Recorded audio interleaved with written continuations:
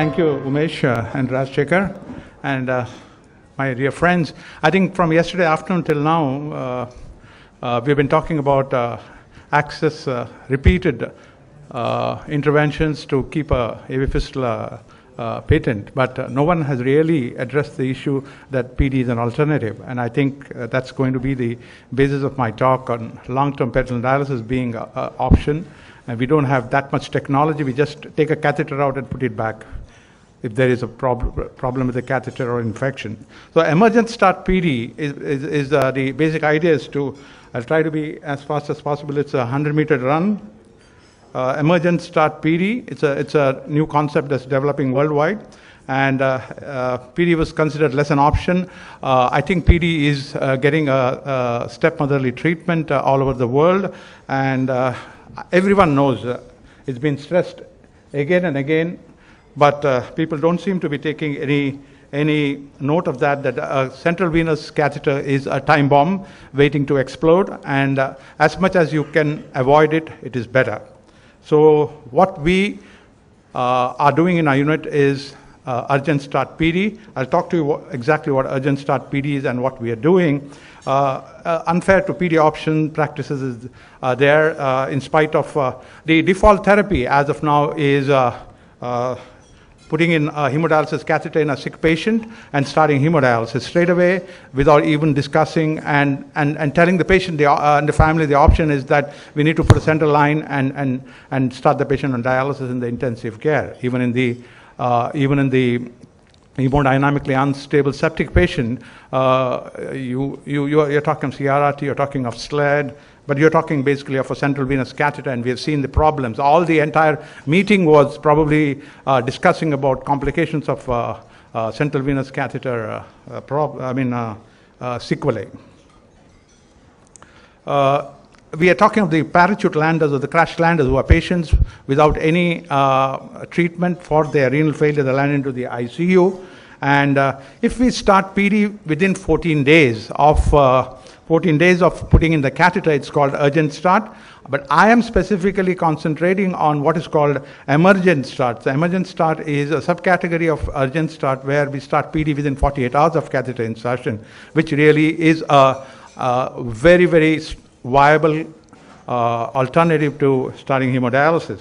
And this is a very important point in red there. The generally held perception that PD catheter insertion should be performed at least 6 weeks before starting PD is based on evidence level C. So make note of that. And I think urgent start PD in our unit at least is a default option. That is, we counsel the patient and tell them because of very positive, strong positive aspects of PD, and then it also increases PD uptake on the long run. When you have a fistula in hand, the patient will say, I have a fistula, I want to start dialysis, hemodialysis rather. You have a PD catheter in place. When the patient comes out of the coma, he'll say, I have a PD catheter in place, I want to start peritoneal dialysis. And this is a paper we presented and we highlighted what we did in our unit. And but here you have to be very careful and you have to start the counseling very soon. You have to do a fast forward counseling of the patient socioeconomic status and the medical aspects of the patient, and a good surgical support where the surgeon is crucial and has a backup surgeon when he's not available to put in the catheter under local anesthesia. Basically, there are some measures which I'll come to know. Even a laparoscopic insertion or Vitek insertion is possible, but basically a local anesthesia or spinal anesthesia is used. Sometimes a BiModal approach is necessary where there are extenuating circumstances where only a hemodialysis can be done initially for things like severe metabolic acidosis or hyperkalemia. And the nursing support, they have to be trained very well.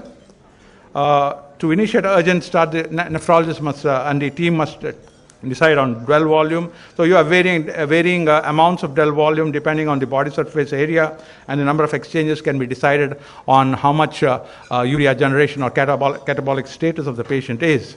Emergent start PD for special situations, for AKI definitely, because recovery is faster and the patient becomes lucid very fast and they can participate in their treatment. Avoidance of dialysis disequilibrium.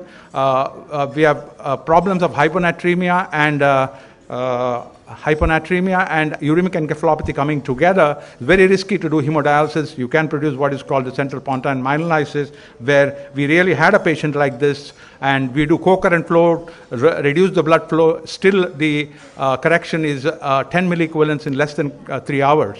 So it's probably very risky to do that. And urgent start PD. We had a patient who probably would have been saved with urgent start PD rather than doing hemodialysis. He had central pontine myelolysis and died.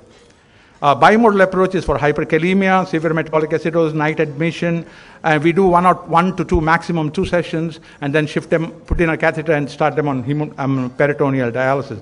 You can see the neckline for this patient, but he was started on emergent start. You can start a patient on urgent start and then do a smooth transition to CAPD at home. You can see this patient who was started on a cycler. And here you can see the patient emergent APD followed by in-hospital CAPD training and then back home. We are using the Mitra cycler purely because it is less expensive and is very user-friendly. And we perform 7 days of this is called the M cycler, and we use 7 days of immaterial of whether they're going to go on long-term APD or are going to go on manual PD, and they all started on PD in the ICU or in the rooms even. And we had all our patients were started on emergent PD, and we had, if you can see here, our dwell time was 30 to 35 minutes. PD full generally was 8 to 10 hours of treatment, and 10 liters was what was used.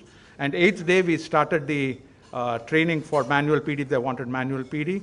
33 patients were started from April 2016 to 2017. 4 mortalities due to serious coexisting comorbidities, with 29 patients doing well with this approach, which is fairly good. 6 out of this patient with ESRD opted for APD at home, and 12 opted for CAPD at home on manual PD. 11 patients recovered from the AKI, which probably is a difficult number to achieve with hemodialysis. Of the 12 CAPD patients, 4 had exit site leak, 2 restarted on PD, 2 remaining 2 shifted to hemodialysis, 1 had peritonitis, which successfully treated, 3 had catheter blocks, and with a non-surgical approach with repeated enemas, it cleared off. 2 patients went on for cadaveric renal transplants. You need to do what is called ambulate them. Don't ambulate them when there's fluid inside, because that can lead to a leak. But when they are not, there's no fluid in, you should make them ambulant so that the catheter goes down into the pelvis, through pelvis. And anchoring by the technique the Japanese have described called PVAT, where the catheter is stitched onto the posterior wall of the anterabdominal wall, posterior surface. So these are the studies, but none of them have done emergent start PD. These are all urgent start PD, and these are their frequencies. Our study, all emergent, 750 to 1000 ml, 8 to 10 hours daily. And there's been a recent paper from David Johnson's unit in Australia, in Brisbane, and it's still not available in print, but it's on online. And they have validated our findings, but they also did only urgent start, not emergent start.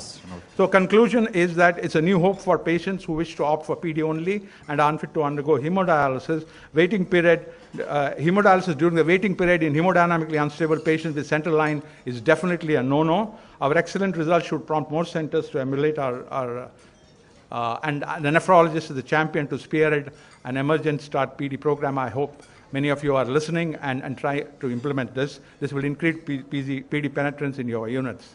Questions or remarks? Yeah, and the last slide is, I would like to welcome you to Hyderabad for the International Society of Blood Purification Congress that's happening August to September in Hyderabad. This is an amazing meeting where all the latest cutting-edge technology in dialysis, peritoneal dialysis, apheresis, and other sepsis management will be discussed. Thank you very much. Okay. Yes, so any questions on emergent PD? Dr. Nayak, you are using cyclers in any patient, or all of them were banned? All cyclers. All cyclers. Okay. There are none. Yes, sir.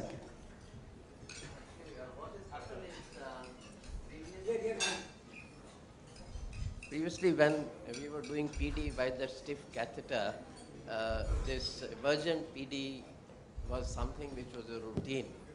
But since the use of the soft catheter, which was mainly started for continuous ambulatory PD, the concept of emergent PD is something which is not catching up. It has actually totally disappeared, and except for some people who think about it, practically I think if you take a vote, there are very few takers for this. But I personally feel that this is one way to go if you want to prevent the complications of central venous stenosis. It may be that the workload which the nephrologists and interventionists are going to get may come down if we have the PD combined with in the waiting period till the fistula repairs. I'm not even saying that do this for keeping these patients for maintenance PD.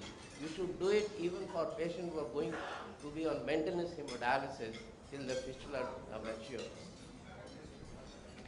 I agree, yeah.